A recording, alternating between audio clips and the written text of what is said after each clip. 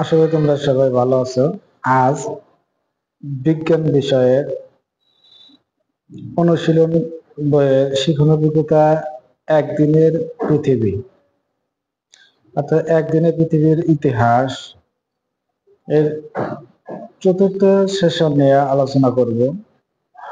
এই সেশনে পৃথিবীর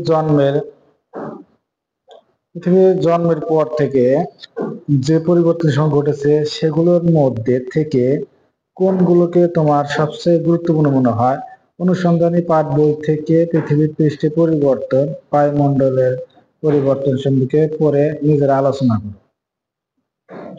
এই দুই ধরনের পরিবর্তন ছাড়াও কোনটি বড় পরিবর্তন পৃথিবীতে ঘটছে? তৃতীয় এই পরিবর্তন হলো জীব জগতের পরিবর্তন। এখন এই জীব জগতের পরিবর্তন কি আগের দুই ধরনের পরিবর্তনের উপর কোনোভাবে নির্ভরশীল? একটু ভেবে নিয়ে তোমার দলের সদস্যদের সাথে আলোচনা করে আলোচনা শেষে তোমার উত্তর নিচে লিখে রাখবে। এর পরবর্তী কাজটা থাকবে, ইতিমধ্যে তোমরা জানো পৃথিবীর বায়ুমণ্ডল তোমরা এখন যেমন দেখছো শুরু থেকে তেমন ছিল না। অক্সিজেন না পেয়ে বাতাসে কোনো প্রাণীর পক্ষে শ্বাস প্রশ্বাস চালানো সম্ভব ছিল না। এমনকি বায়ুমণ্ডল তৈরির পর যখন প্রথম আদি অণুজীব সমুদ্রে জন্ম নিল তখনও বাতাসে অক্সিজেন ছিল না, অর্থাৎ উদ্ভিদ প্রাণীর শ্বাস নেওয়ার উপায় ছিল না। প্রশ্ন হচ্ছে বাতাসে কি করে অক্সিজেন উৎপন্ন হলো? তোমরা সকলেই জানো উদ্ভিদ সালোকসংশ্লেষণের মাধ্যমে বাতাসে অক্সিজেন নির্গমন করে। ওই সময় আমাদের চেনা জানা উদ্ভিদ না থাকলে ছিল ব্যাকটেরিয়ার মতো অণুজীব। আর বিবর্তনের মাধ্যমে একটা সময় আবির্ভাব হলো ক্লোরোফিল যুক্ত সায়ানোব্যাকটেরিয়া। ছবিতে আমরা সায়ানোব্যাকটেরিয়া দেখতে পাচ্ছি। ক্লোরোফিল থাকার কারণে উদ্ভিদের মতো এরাও সালোকসংশ্লেষণ করতে পারে। সায়ানোব্যাকটেরিয়া প্রথম সালোকসংশ্লেষণের মাধ্যমে পৃথিবীর বায়ুমণ্ডলে অক্সিজেন অবমুক্ত করেছে।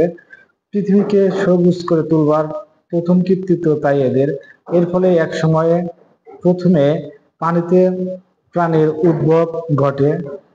পরবর্তীতে অক্সিজেনের পরমাণু যুক্ত বায়ুমণ্ডলে ওজোন গ্যাসের স্তর তৈরি হয় এবং সূর্যের অতিবেগুনি রশ্মি থেকে পৃথিবীকে রক্ষা করে। আর এর ফলে পানির পাশাপাশি ডাঙাতেও বেঁচে থাকার জন্য অনুকূল পরিবেশ সৃষ্টি হয়। এর ফলস্বরূপ ক্রমান্বয়ে স্থলচর প্রাণীর বিকাশ হয়েছে। এখন জেনে নেওয়া দরকার সালোকসংশ্লেষণ এই প্রক্রিয়া কিভাবে ঘটে। পরের কয়েকটি সেশনে নিয়ে বিস্তারিত আলোচনা হবে।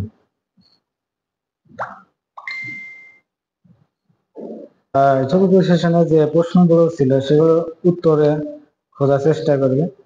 পৃথিবীর জন্মের পর থেকে গুরুত্বপূর্ণ পরিবর্তনগুলো হলো পৃথিবী পৃষ্ঠের পরিবর্তন, বায়ুমণ্ডলের পরিবর্তন, জীবজগতের পরিবর্তন। এরপরে আমাদের ভূতাত্ত্বিক সময়ের সঙ্গে সঙ্গে পৃথিবী পৃষ্ঠের পরিবর্তন সম্পর্কে আলোচনা করো। প্রাক ক্যাম্ব্রিয়ান সময় তিনটি ইয়ন বা কল্পের মধ্যে হেডিয়ান সবচেয়ে প্রাচীন এবং সবচেয়ে কম সময়কাল বিস্তৃত।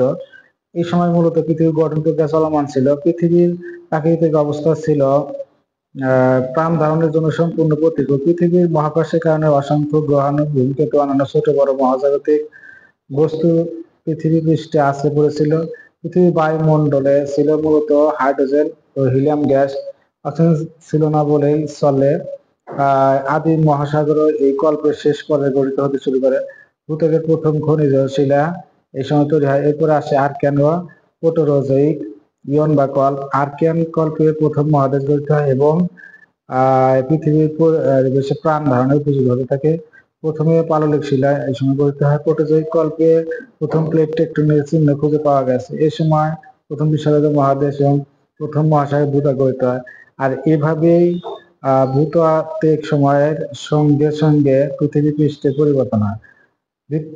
ভূতাত্ত্বিক সময়ের সঙ্গে পৃথিবীর বায়ুমণ্ডল পরিবর্তন সম্পর্কে আলোচনা করে। উত্তর, ডিগ্যাসিং নামক এক প্রক্রিয়ার মাধ্যমে পৃথিবীর অশ্বমণ্ডল থেকে জলীয় বাষ্প, সালফার ও নাইট্রোজেন অক্সাইড বিভিন্ন গ্যাস বের হয়ে এসে আদি বায়ুমণ্ডল তৈরি হয়। পরবর্তীকালে সালোকসংশ্লেষণে সক্ষম সায়ানোব্যাকটেরিয়া আগমনের পর থেকে বায়ুমণ্ডলে অক্সিজেন আগমন ঘটে, যা উদ্ভিদের পরিমাণ বৃদ্ধির সঙ্গে বাড়তে থাকে। ওজোন স্তর তৈরি হওয়ার পর সেটি সূর্যের ক্ষতিকারক রশ্মি শোষণ করে প্রভাব থেকে পৃথিবী পৃষ্ঠকে রক্ষা করতে শুরু করে।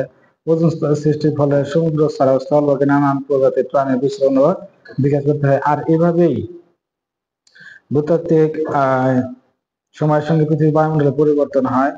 এখানে সবচাইতে ইম্পর্টেন্ট যে ডিগ্যাসিং প্রক্রিয়াটা আমাদের জানা অতি দরকার।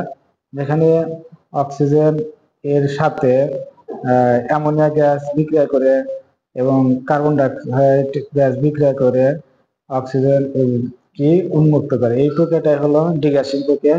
এটা সবচেয়ে ইম্পর্টেন্ট একটি টপিক, তোমরা ভালো করে পড়ে নিবে।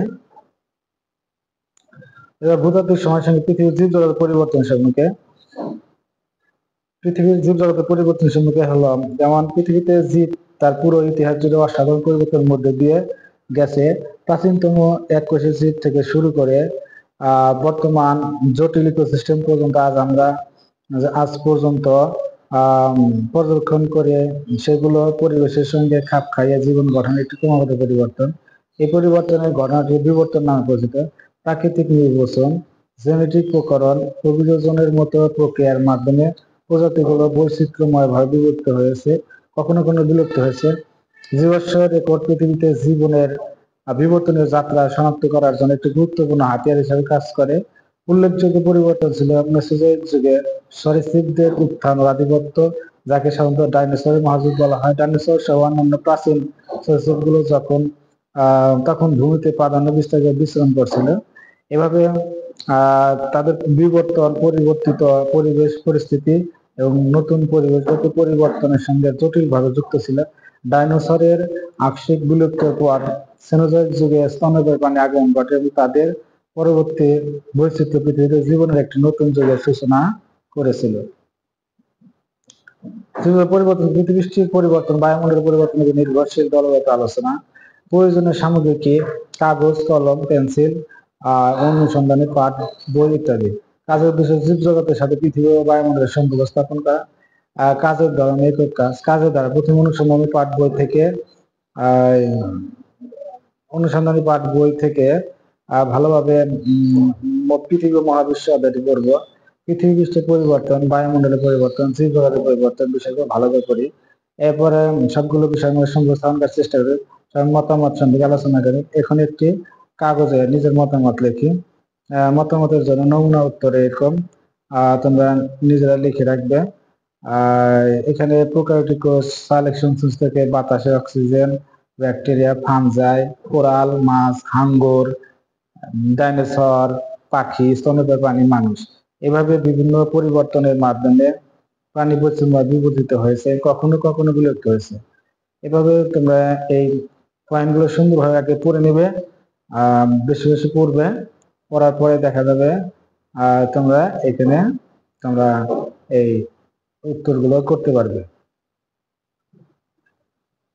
তো আজ এই পর্যন্ত, আমরা পরবর্তী অন্য সেশনে আলোচনা করব। তোমরা সবাই এই চ্যানেলটিকে সাবস্ক্রাইব করবে এবং লাইক কমেন্ট অবশ্যই করবে, পাশাপাশি শেয়ার করে